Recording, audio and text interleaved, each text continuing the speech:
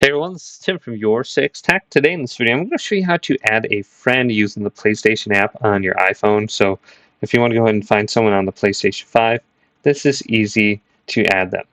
So on the bottom here, you can see all these different icons. All you have to do is go to the search icon right here, and you're going to probably be under games.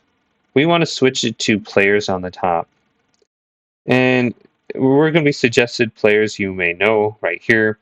And these are typically just people that have mutual friends with you.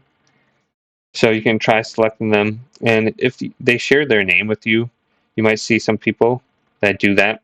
And that could be an easy way to know who it is. Otherwise, just search for a player on here. So let's just do like Timbo or something like that. Then go to return and see everyone on here named Timbo. And then go to their name and add them as a friend. So it's very easy.